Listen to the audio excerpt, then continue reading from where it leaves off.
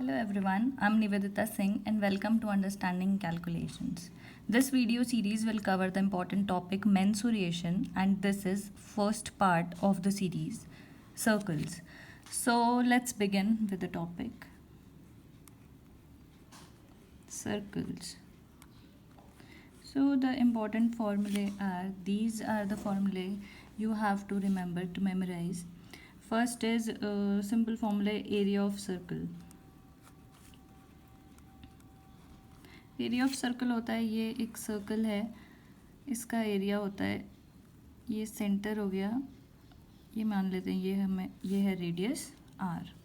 Radius को are से denote कर रहे हैं, डायमीटर को डी से। रेडियस का डबल डायमीटर होता है। ओके, तो एरिया ऑफ सर्कल हो जाता है pi are square. Area of semi circle क्या हो जाएगा, इसका half, semi circle is half of circle, तो सेमी सर्कल कितना हो जाएगा, pi are square upon 2। Next is circumference. Circumference perimeter को ही कहते हैं, सर्कल के केस में पेरीमीटर को सर्कमफेरेंस कह देते हैं, अदरवाइज पेरीमीटर और सर्कमफेरेंस एक ही चीज़ है दोनों। सर्कल का होता है 2 pi are.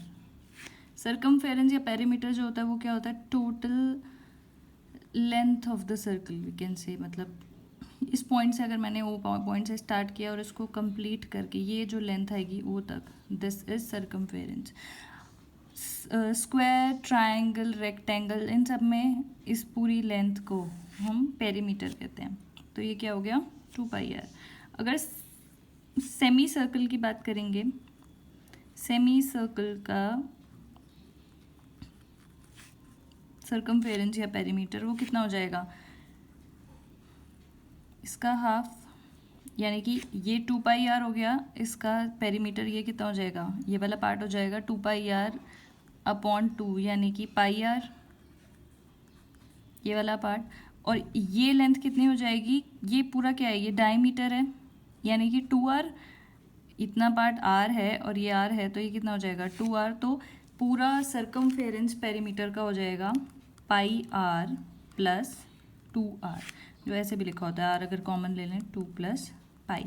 This is perimeter of semi circle. इसके बाद एक दो फॉर्मूले और हमें याद रखने हैं, जैसे कि area of sector, area of sector of angle theta, area of angle sector of angle theta. जैसे कि यही सर्कल है, अगर मेरे को सिर्फ इसका ये थीटा एंगल बनाया है इसने, और इस सेक्टर का अगर मेरे को एरिया निकालना है, हमें एरिया निकालना है इस सेक्टर का, तो ये कितना हो जाएगा, ये हो जाएगा जितना थीटा, यानी कि जो एंगल दिया है, upon 360, because theta is this part and this whole, one complete circle कितना बनाता है 360, इंटू एरिया कितना होता है पाई आर स्क्वायर। इसका मतलब this fraction of pi are square, theta upon 360 of pi are square. Similarly अगर हमें लेंथ ऑफ आर्क, यानी कि ये लेंथ आर्क क्या होता है, ये लेंथ ऑफ आर्क निकालना है, इतना इस पार्ट से इस पार्ट तक, ये तो क्या हो जाएगा, this fraction of 2 pi R, यानी कि एक और फॉर्मूला क्या आ गया, length of arc of sector, length of arc of sector of angle theta, तो कितना हो जाएगा, ये fraction into 2 pi R. Okay, तो ये सारे के सारे फॉर्मूले आपको याद रखने हैं। सर्कल्स के टर्म्स में और भी बहुत सारे फॉर्मूले होते हैं, जैसे एरिया ऑफ रिंग, लेकिन वो सब इसी से ही निकल जाते हैं। ये बेसिक फॉर्मूले, लेकिन इसी को यूज़ करके और बाकी सारे फॉर्मूले निकल जाते हैं, तो आपको मेनली याद यही करना है। ओके, क्वेश्चन स्टार्ट करते हैं। सो a copper wire when bent in the form of a square encloses an area this. If the same wire is bent in the form of circle, find the area of the circle. एक copper wire है, उसको उसका square बना दिया, यानी कि ये copper wire है, एक ऐसे ये कॉपर वायर है मेरे पास, और इसका इसको मोड़ के क्या कर दिया, स्क्वायर बना दिया। यानी कि इसकी लेंथ अगर मैं बोलूँ तो ये ए लेंथ, बी सी डी, ये यहाँ से कॉपर वायर मैंने स्टार्ट करी और ये स्क्वायर बना दिया। इसका एरिया दे रखा है 121 सेंटीमीटर स्क्वायर। तो इससे क्या हम इसकी साइड निकाल सकते हैं? एरिया ऑफ सर्कल होता है, एरिया ऑफ सर्कल मैं आपको बता देती हूँ, एरिया ऑफ स्क्वायर होता है, ये स्क्वायर है, एरिया ऑफ स्क्वायर होता है साइड का स्क्वायर। तो ये भी ए ले लिया, ये भी कंफ्यूज नहीं हो जाना, साइड ऑफ उसका स्क्वायर एस। तो क्या होगा, साइड का square is equal to area के इक्वल रखूँगी तो साइड की वैल्यू आ जाएगी। अब किसी भी चीज़ का अगर स्क्वायर रूट लेते हैं तो उसकी दो वैल्यूज़ आती हैं, प्लस और माइनस। क्योंकि लेंथ तो कभी नेगेटिव में हो नहीं सकती है तो इसको हम नेग्लेक्ट कर देंगे, लेकिन अदरवाइज मैथ्स में अगर कभी भी आप ऐसे स्क्वायर रूट निकालते हैं तो आपको दोनों ही कंसीडर करने होते हैं, फिर देखना होता है कि रिजल्ट नेगेटिव आ सकता है या नहीं। ओके, तो इसका साइड कितनी आ गई, 11। यानी कि स्क्वायर है और स्क्वायर में आपको पता है सारी की सारी साइड सेम होती है, तो ये भी 11 11 11। तो अगर मेरे को इसको फिर से एक वायर बनाना है तो मैं इसको स्ट्रेट करूँगी तो ये ऐसा कुछ आएगा, ये वाला ए पार्ट, ये बी सी डी। अब मैंने वायर को ओपन कर दिया, इसमें लिखा है same wire is bent in the form of circle, इसको ओपन कर दिया, स्ट्रेट कर दिया और फिर सर्कल बना दिया। तो अब उसका एरिया निकालना है, एरिया ऑफ सर्कल का, इसी को ही सर्कल बना दिया। जैसे कि ये वाला हो गया ए पार्ट, ये बी पार्ट, ये सी और ये डी। तो क्या कॉमन होगा, कॉमन होगा इसका पेरीमीटर। यहाँ से पेरीमीटर क्या होती है, जो लेंथ वो, यानी कि ये जो मैंने पेन से ड्रॉ किया, ये पार्ट, ये इसका पेरीमीटर हो गया। यही इक्वल होगा ना, जैसे एक लेंथ आई 11 तो 11 11 11 11 यानी कि 44। इसका जो लेंथ हो गई वायर की 44 हो गई। अगर मेरे को, ये तो मैं समझाने के लिए बोल रही हूँ, डायरेक्ट अगर मैं लिखूँ पेरीमीटर ऑफ स्क्वायर, तो पेरीमीटर स्क्वायर का कितना आ जाएगा, 4 इंटू साइड होता है तो 4 into 11 44। Perimeter of square is equal to the circumference of circle. मैंने बताया कि सर्कमफेरेंस और पेरीमीटर दोनों सेम टर्म्स हैं, सर्कल के केस में हम सर्कमफेरेंस वर्ड यूज़ करते हैं।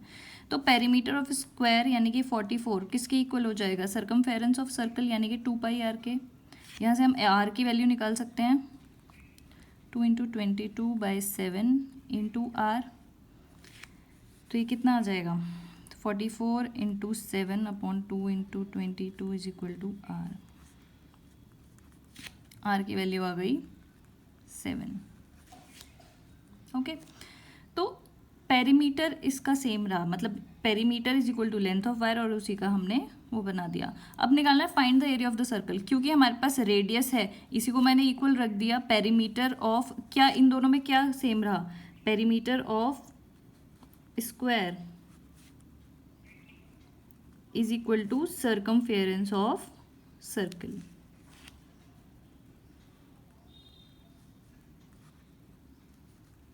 ऑफ सर्कल, तो इन दोनों को इक्वल करके रेडियस आ गया। अब रेडियस के बाद एरिया, अब तो सिंपल सी बात है, एरिया कितना हो जाएगा, एरिया ऑफ सर्कल आपको पता ही है पाई आर स्क्वायर, तो ये हो जाएगा 22/7 into 7 into 7 154 centimetre square. Next question is,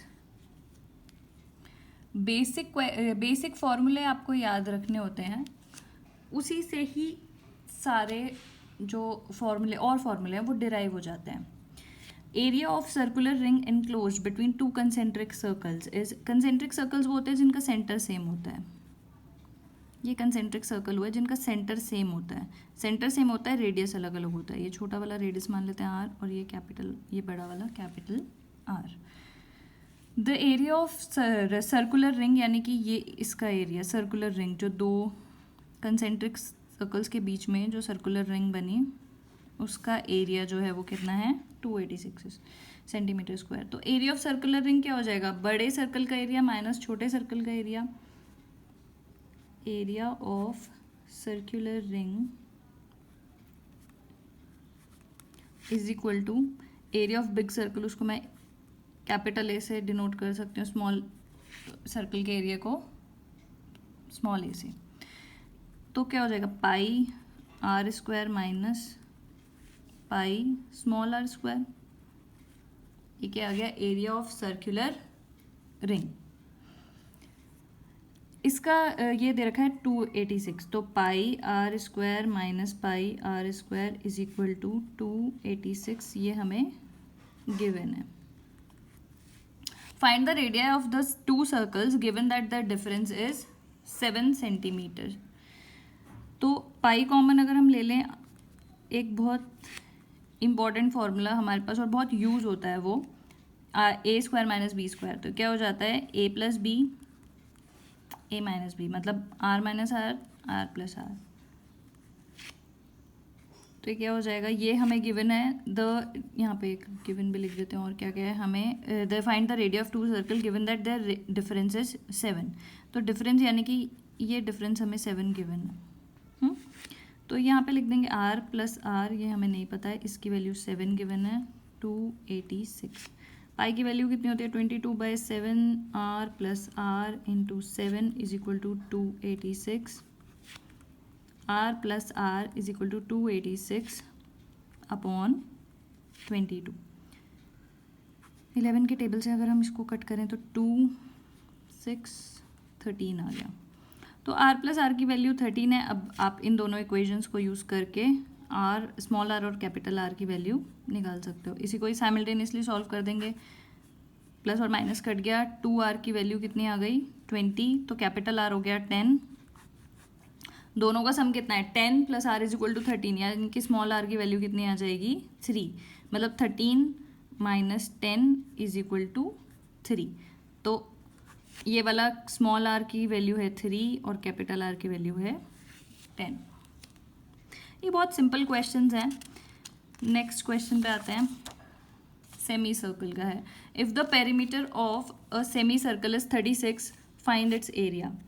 perimeter यानी कि फिर से पेरीमीटर, स्टूडेंट्स कभी कभी कंफ्यूज हो जाते हैं या गलत समझते हैं। एरिया सर्कल, सेमी सर्कल का एरिया मतलब सर्कल के एरिया को हाफ करके सेमी सर्कल का एरिया आ जाता है, लेकिन पेरीमीटर नहीं आता। पेरीमीटर ये हो गया सर्कल का हाफ, लेकिन इसको भी तो प्लस करोगे, ये जो लाइन है इसको भी तो प्लस करेंगे, तो उसका पेरीमीटर कितना होता है, ये वाला कितना पोर्शन हो गया पाई आर, पूरे सर्कल का 2 पाई आर होता है, तो हाफ हो गया पाई आर, प्लस ये वाली लाइन जो हो गई ये इतना रेडियस होता है, ये भी रेडियस, ये पूरा डायमीटर है 2r। तो perimeter of semi circle is बहुत ईजी है। Perimeter of semi circle is 36, area निकालना है इज इक्वल टू 36, आर पाई की वैल्यू आ गई 22/7 प्लस 2 36, एलसीएम ले लेंगे तो 22 plus 14 upon 7 is equal to 36, R की वैल्यू आ गई, इसको ऐड करोगे तो 36, ये 7 उधर चला गया 7 अपॉन 36, आर की वैल्यू हो गई 7। एरिया ऑफ सेमी सर्कल कितना हो जाएगा, एरिया ऑफ सेमी सर्कल, पूरे सर्कल का एरिया होता है pi are square, area of semi circle हो जाएगा pi are square by 2।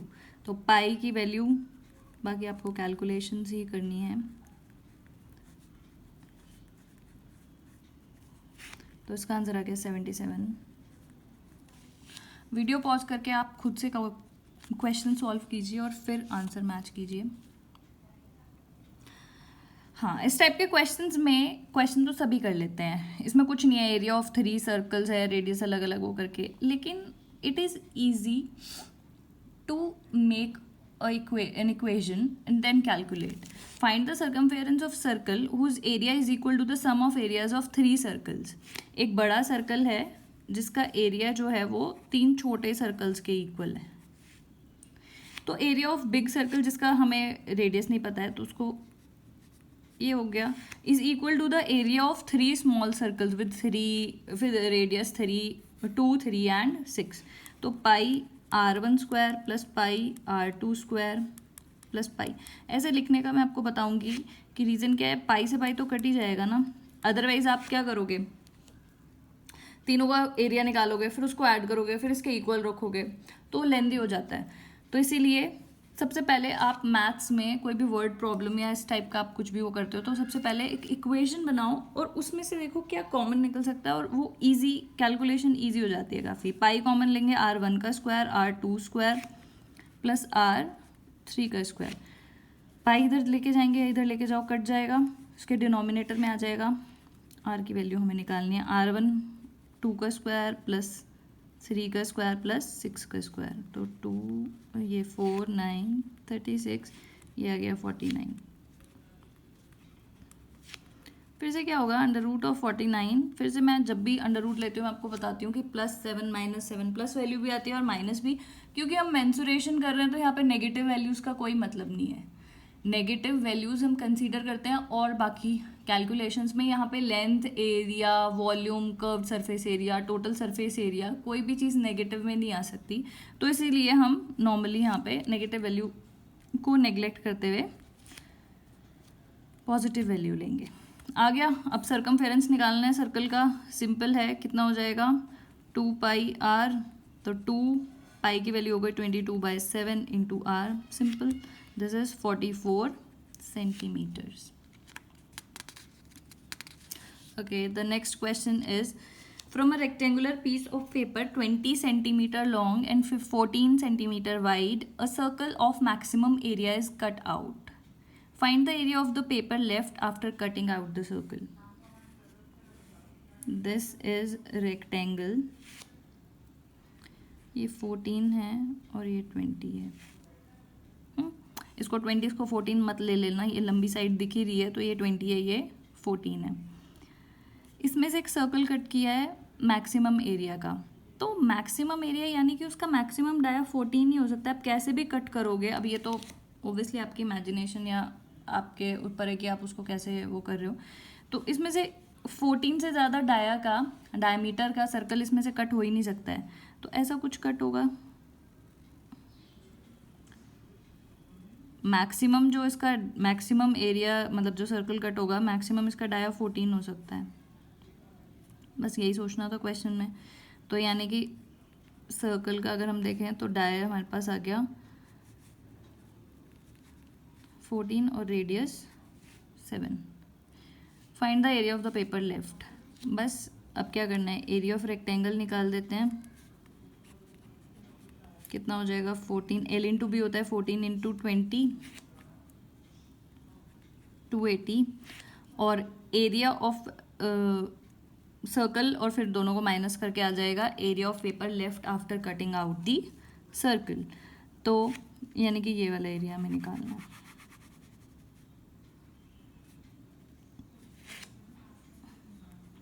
Area of circle कितना हो जाएगा, pi r square, 22/7 into r, 7 into 7, 154 centimetre square, और area of paper left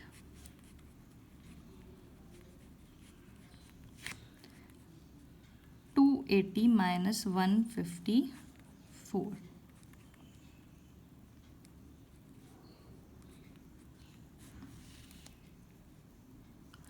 126 centimetre square. बाकी तो माइनस ही करना था, मेन पॉइंट इसमें यही सोचना था कि ये